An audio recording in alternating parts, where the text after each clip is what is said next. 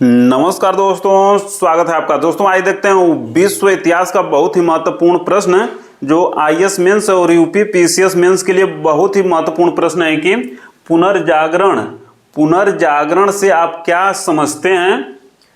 14वीं सदी से लेके 16वीं सदी के मध्य इसका आरंभ यूरोप में होने के क्या प्रमुख कारण थे। तो इसमें देखिए पुनर्जागरण का परिभाषा बताना है और यूरोप में ही क्यों आरंभ हुआ इसका कारण बताना है। तो सबसे देखते हैं पहले इसकी परिभाषा और यूरोप में इसका आरंभ क्यों हुआ, इसके 8 प्रमुख कारण हैं। उन 8 प्रमुख कारणों को भी देखेंगे। सबसे पहले देखते हैं पुनर्जागरण की बहुत ही सीधी और सरल परिभाषा की। पुनर्जागरण से आशय है फिर से जागना, अर्थात पुनर्जागरण एक ऐसा बौद्धिक एवं उदार सांस्कृतिक आंदोलन था जो प्राचीन यूरोप से प्रेरणा लेकर नए यूरोप के निर्माण की ओर अग्रसर था। इसके परिणाम स्वरूप मानव मध्यकालीन बंधनों से मुक्त होकर स्वतंत्र चिंतन की ओर अग्रसर हुआ। परलोक के बजाय इहलोक पर बल दिया जाने लगा तथा चिंतन का केंद्र ईश्वर की जगह मानव हो गया। बहुत ही सरल परिभाषा पुनर्जागरण की।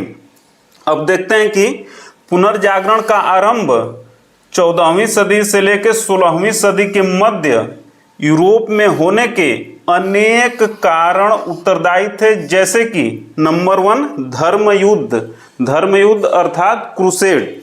तो देखिए 11वीं सदी से लेकर 13वीं सदी के मध्य 11वीं सदी से लेकर 13वीं सदी के मध्य यरूशलेम पर अधिकार को लेकर ईसाइयों एवं मुसलमानों में युद्ध हुआ, जिसे धर्म युद्ध का नाम दिया गया।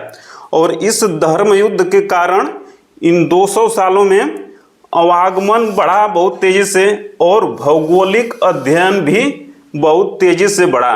तो जब आवागमन बढ़ा और भौगोलिक अध्ययन बढ़ा, इस कारण से विचारों का आदान प्रदान भी तेजी से बढ़ा। और जब विचारों का आदान प्रदान बढ़ा तो बौद्धिकता का विकास हुआ। और जब बौद्धिकता का विकास हुआ तो इस कारण से पुनर्जागरण को बल मिला। दूसरा कारण है व्यापार एवं वाणिज्य का विकास। दूसरा कारण प्रमुख है।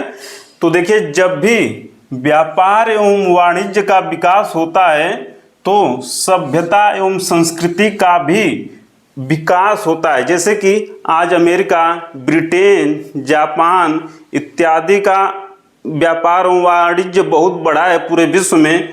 तो इस कारण से इनकी संस्कृति भी लोकप्रिय हो रही है, सभ्यता भी लोकप्रिय हो रही है।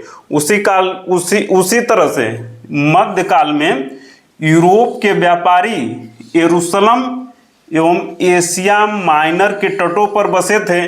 तो व्यापार एवं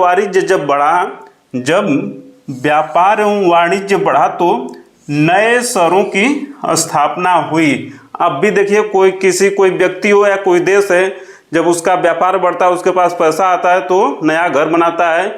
कोई देश है तो नए नए शहर बसाता है।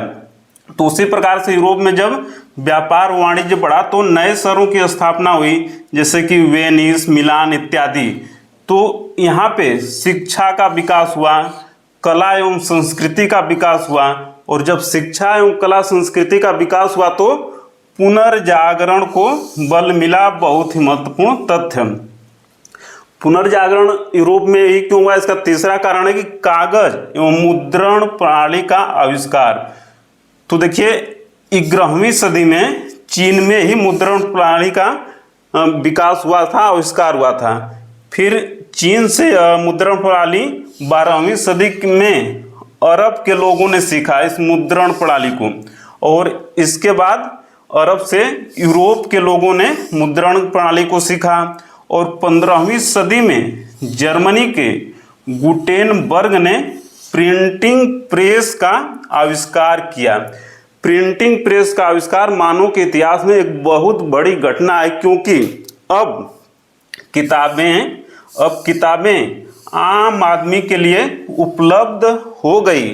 और पहले चूंकि यह केवल 1% 2% लोगों के पास ही उपलब्ध थी, इसलिए वो जनता को गुमराह कर देते थे कि किताबों में ऐसा लिखा है, और आम आदमी इसको विश्वास कर लेता था। किंतु अब लोगों को किताबों में ऐसा लिखा है कहकर गुमराह नहीं किया जा सकता था, क्योंकि वो भी किताब को खरीदकर पढ़ सकते थे।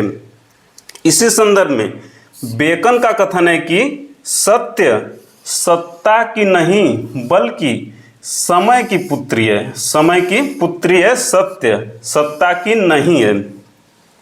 और इस कारण से देखिए अंधविश्वास और रूढ़ियाँ भी टूटी, कमजोर हुई। अंधविश्वास और रूढ़ियाँ भी टूटी, तो ये प्रमुख था तीसरा कारण। अब चौथा देखिए कि सामंतवाद की पतन की प्रक्रिया ने भी पुनर्जागरण के उत्थान में योगदान दिया। पांचवा देखिए कि 1453 ईस्वी में कुस्तुनतुनिया पर तुर्कों का अधिकार हो गया। और 1453 ईस्वी में कुस्तुनतुनिया पर जब तुर्कों का अधिकार हो गया तो एशिया एवं यूरोप के व्यापारिक मार्गों पर भी तुर्कों का अधिकार हो गया।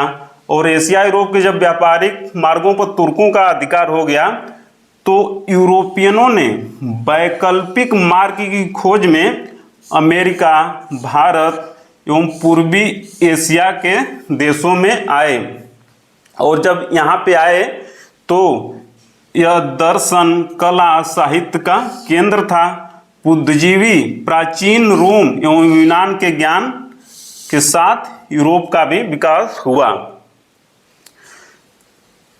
तो अब देखिए छठा कारण मंगोल साम्राज्य का उदय। छठा कारण मंगोल साम्राज्य का उदय। तो देखिए 13वीं सदी में चंगेज खां की मृत्यु हो गई थी, और इसके बाद कुबलाई खां ने शक्तिशाली मंगोल साम्राज्य की स्थापना की। कुबलाई खां ने शक्तिशाली मंगोल साम्राज्य की स्थापना की। और जब मंगोल शक्तिशाली साम्राज्य की स्थापना हुई तो विश्व के अनेक क्षेत्रों के विद्वान, कलाकार एवं दार्शनिक उसकी राज्यसभा में आ गए। तो इस कारण से विचारों का आदान प्रदान बहुत तेजी से हुआ। और जब विचारों का आदान प्रदान तेजी से हुआ तो समाज में तार्किकता एवं बौद्धिकता का भी विकास हुआ।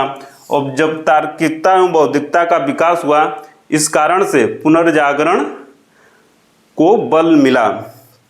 सातवां कारण देखते हैं कि यूरोप में शिक्षा, साहित्य, दर्शन का विकास हुआ। यूरोप में शिक्षा, साहित्य और दर्शन का भी विकास हुआ। और इस संदर्भ में स्पेन का कार्डोवा विश्वविद्यालय बहुत ही महत्वपूर्ण भूमिका निभाई। और साहित्यकारों में दांते, पेट्रार्क, टॉमस मूर इत्यादि ने भी महत्वपूर्ण भूमिका निभाई। आठवां देखिए भौगोलिक खोजें। तो 1492 ईस्वी में कोलंबस ने अमेरिका की खोज की। और 1498 ईस्वी में वास्को डिगामा भारत पहुंचा। तो इन दो घटनाओं के कारण नवीन विचारों का आदान प्रदान हुआ। और इन नवीन विचारों के आदान प्रदान से समाज में बौद्धिकता और तार्किकता का विकास हुआ। और जब समाज में बौद्धिकता एवं तार्किकता का विकास होता है तो वो अपनी समस्याओं को समाज पहचानता है और उसको दूर करने के लिए उपाय करता है। तो इस कारण से भी पुनर्जागरण को बल मिला। तो हम लोगों ने इस प्रश्न में देखिए पुनर्जागरण की परिभाषा देखी और पुनर्जागरण यूरोप में ही क्यों शुरू हुआ, इसके 8 प्रमुख कारण देखे। तो आज इतना ही दोस्तों, मिलते हैं जल्दी अगले वीडियो में। तब तक सादर नमस्कार।